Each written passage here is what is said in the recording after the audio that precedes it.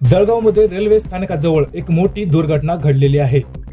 आगीच्या भीतीमुळे प्रवाशांनी पुष्पक एक्सप्रेस मधून उड्या मारल्या आणि समोरून येणाऱ्या बंगळूर एक्सप्रेस गाडीने ह्या प्रवाशांना चिरडल्याची घटना समोर आलेली आहे। जळगावमधील सर्वात मोठी दुर्घटना समोर आलेली आहे। सविस्तर बातमी जाणून घेण्याअगोदर चॅनलला सबस्क्राईब जरूर करा। जळगावमधून निघालेली रेल्वे ही परांड्याजवळ आली असताना त्या गाडीला अचानक ब्रेक लागला आणि ब्रेक लागल्यानंतर त्या ब्रेक मधून काही ठिणग्या बाहेर पडल्या। या ठिणग्या पाहून लोकांना वाटले की रेल्वेमध्ये आग लागली आहे की काय।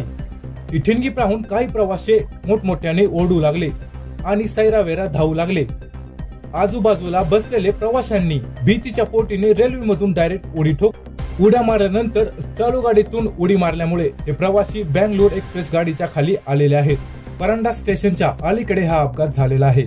किती लोक जखमी झालेत आणि किती लोक दगावलेत याची अधिकृत माहिती अजून आलेली नाही।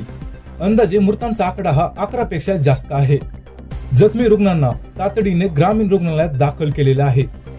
या घटनेची सविस्तर बातमी म्हणजे जळगावहून पुष्पक एक्सप्रेस निघाली होती।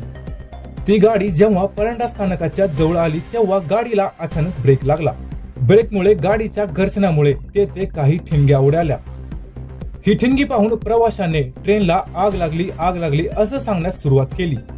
त्यामुळे रेल्वेतील 35 ते 40 लोकांनी रेल्वेतून उड्या मारल्या। मात्र त्याच वेळी दुसऱ्या बाजूने येणाऱ्या बंगळूर एक्सप्रेस गाडीने ह्या प्रवाशांना चिरडलं। या अपघातात 8 ते 9 प्रवासी जागीच ठार झालेले आहेत अशी प्राथमिक माहिती समोर आलेली आहे आणि एकाच डब्यातील लोकांनी उड्या मारल्याची प्रात्यक्षिक माहिती समोर आलेली आहे। रेल्वे प्रशासन घटनास्थळी पोहोचलं असून घटनेचा पंचनामा व मदत कार्य सुरू करण्यात आलेलं आहे।